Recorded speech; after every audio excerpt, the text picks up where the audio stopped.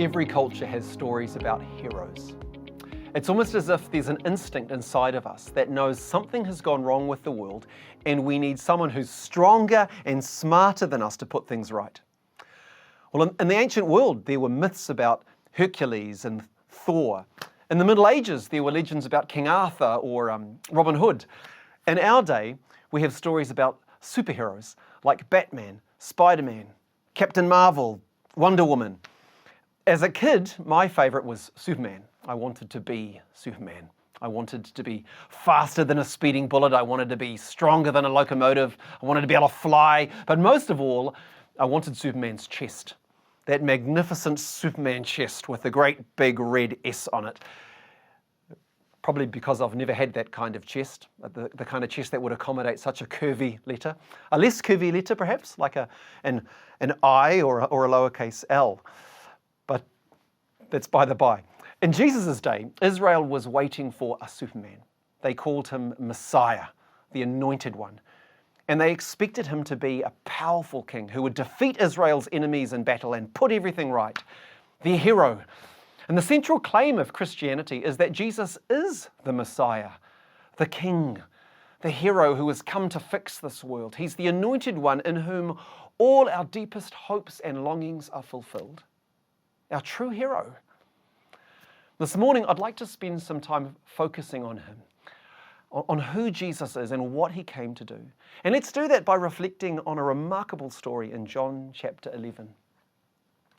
Now, this story is about two sisters, Mary and Martha, and their brother Lazarus. They lived in Bethany, which is just a little village in Judea, just out of Jerusalem. And they were three of Jesus' dearest, closest friends. He loved them. So one day when Lazarus was seriously ill, with his life hanging in the balance, his sisters send word to Jesus with this message: "Lord, the one who you love is sick." Now, understandably, Jesus says to his disciples, "Let's go back to Judea." But they say, "Rabbi, a short while ago, the Jews there tried to stone you. The authorities in Jerusalem want Jesus dead, and he knows this." But he heads to Bethany anyway.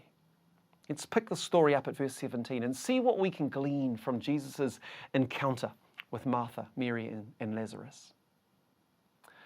Verse 17, on his arrival, Jesus found that Lazarus had already been in the tomb for 4 days.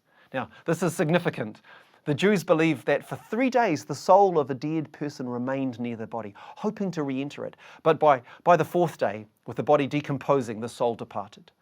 Jesus wants us to know that Lazarus is truly dead. There's no hope for Lazarus. Verse 18, now Bethany was less than 2 miles from Jerusalem, and many Jews had come to Martha and Mary to comfort them in the loss of their brother.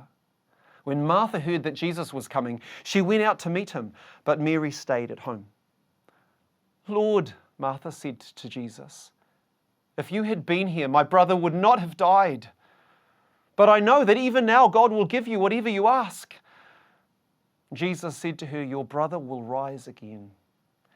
And Martha answered, "I know he will rise again in the resurrection at the last day."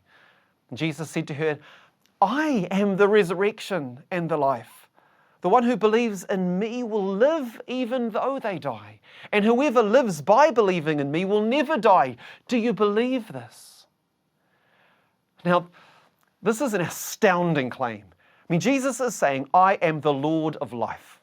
I am the source of life." In other words, I am God. A lot of my friends would say, I really admire Jesus' teaching.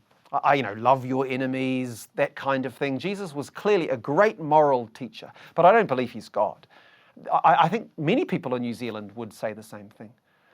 But it's not intellectually honest to say that, because if, as this text says, Jesus claims to be God, it demands a much more radical response. As C.S. Lewis once famously said, you only have 3 options. You can either denounce him as a liar, reject him as a lunatic, or fall down and worship him as Lord because he's God. There are only 3 choices. What you can't do is say moderately and tolerantly, "He was a wise teacher." The story doesn't allow that, because here Jesus claims to be God with power over death. And think for a moment about what that means. If Jesus is God, if he wields power over death, then he can bring good out of every death, out of every difficult and painful experience. Look at a man like Charles Colson. He was a hugely successful lawyer, served as special counsel to President Nixon in the White House. But in 1974, he pleaded guilty to charges relating to the Watergate scandal, and he ended up in prison for 7 years, the darkest moment of his life.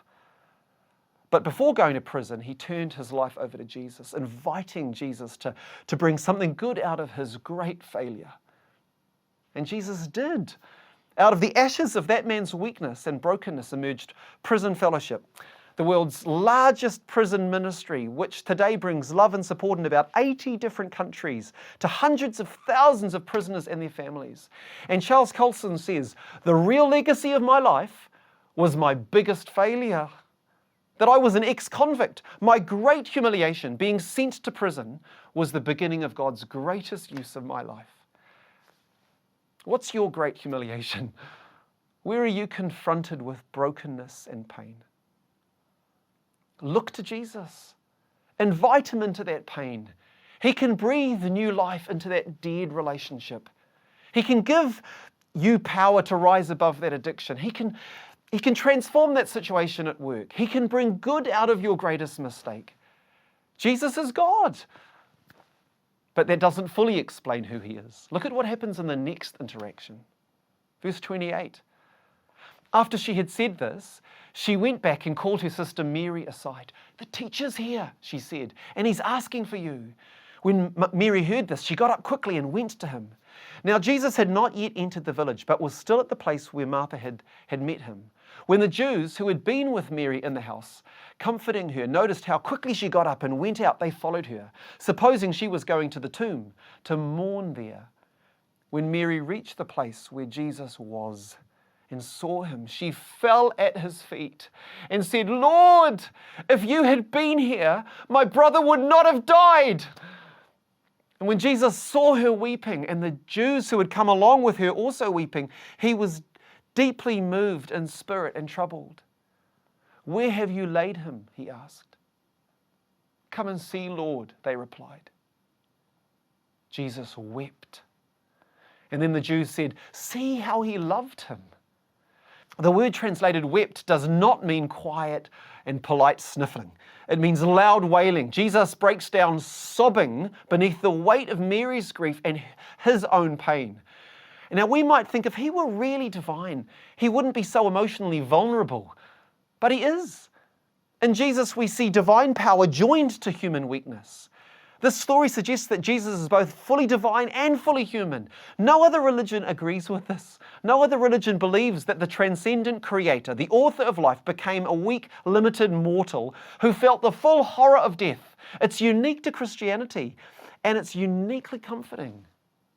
When I was a student at Carey, I remember reading the work of Nicholas Wolterstorff, a philosopher, professor of philosophy. He lost his 24-year-old son, Eric, in a climbing accident. And Wolterstorff later wrote a book called Lament for a Son, in which he traced the anguish of his loss as he struggled to come to terms with it. And this is what he wrote. He said, there is a hole in the world now. In the place where he was, Eric, there's now just nothing. Only a gap remains. The world is emptier. My son is gone. Only a hole remains, a void, a gap never to be filled. I've become an alien in the world. I don't belong anymore.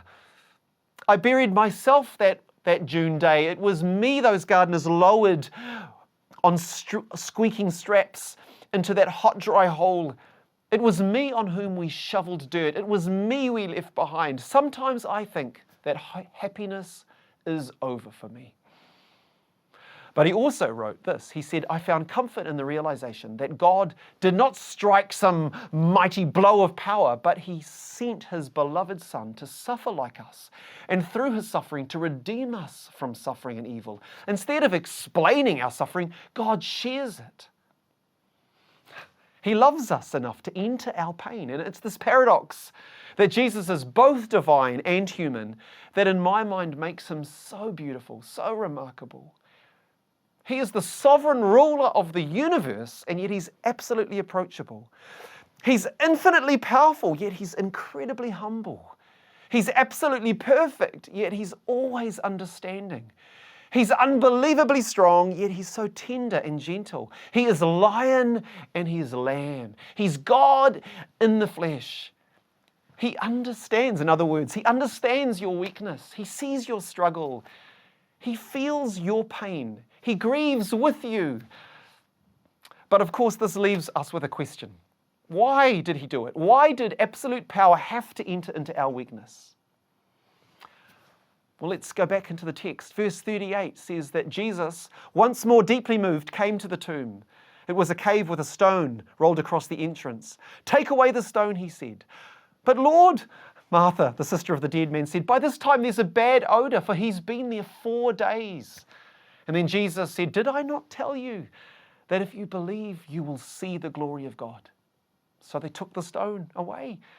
And Jesus looked up and said, "Father, I thank you that you have heard me. I knew that you always hear me, but I said this for the benefit of the people standing here, that they may believe that you sent me." And when he had said this, Jesus called out in a loud voice, "Lazarus, come out!" The dead man came out, his hands and feet wrapped with strips of linen and a cloth around his face. And Jesus said to them, "Take off the grave clothes and let him go." The word translated deeply moved means to bellow with anger, to roar with fury. Jesus is absolutely furious. He's angry. He's outraged. Why? Well, Dylan Thomas once wrote, "Do not go gentle into that good night. Rage against the dying of the light." Jesus is raging against death. He's looking into the tomb, staring into that dark hole of death, and he's outraged. He didn't make a world filled with sickness and suffering and death. He hates these things and the evil that causes them. So you might ask, if Jesus is that unhappy with the world as it is, why doesn't he just sweep all the evil away? Because so much of the misery and death in the world is caused by the evil in our hearts. There's more selfishness and pride in our hearts than we want to believe. You may have heard about that study that measured how long it takes the average person to leave a car park. Guess how long it takes the average person to unlock their vehicle, get in, start the engine, check the rearview mirror, and leave the parking space? About 25 seconds. But guess how long it takes people to vacate the parking space if someone is waiting for their space? Not 25 seconds, but 30 seconds. And if the car waiting honks their horn in impatience, close to 40 seconds. There's something fundamentally rebellious and selfish about the human spirit. Alexander Solzhenitsyn was right when he said that the battle line between good and evil does not run between nations, it runs through the heart of every person. So if Jesus had come to earth with the sword of God's wrath against evil, none of us would have been left to tell the story. As Tim Keller says, Jesus did not come with a sword in his hands, thankfully. He came with nails in his hands. He didn't come to bring judgment, but to bear judgment. Later in this chapter, the religious leaders, they realized that this miracle, it's made Jesus more popular than ever. And so they convene a council meeting and they decide that, in their words, it's better that one man die for the people than that the whole nation perish. And so, verse 37, it says, from that day on, they plotted to take his life. Within a few days, Jesus will be hanging on a cross. Do you see the irony? In the words of Keller, the only way for Jesus to bring Lazarus out of the grave was to put himself in the grave. The only way for Jesus to interrupt Lazarus' funeral is to summon his own. The only way for Jesus to give us life is to lay down his own life, to take our sin, our evil upon himself and bury it in the grave. Some time back, I came across a story from Anne Lamott, and she writes this. She says that many years ago, when I worked as a volunteer at a hospital, I got to know a little girl named Liz who was suffering from a rare and serious disease. Her only chance of recovery appeared to be a blood transfusion from her 5-year-old brother, who had miraculously survived the same disease and had developed the antibodies needed to combat the illness. And so the doctors explained the situation to her little brother, and they asked the little boy if he would be willing to give his blood to his sister.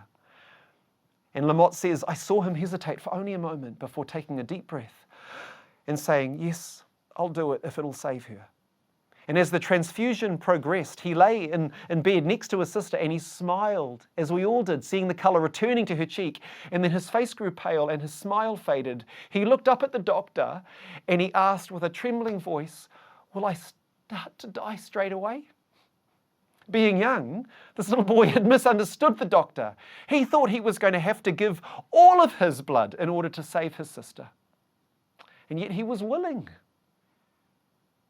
as was our Creator. In Jesus Christ, God came to our rescue.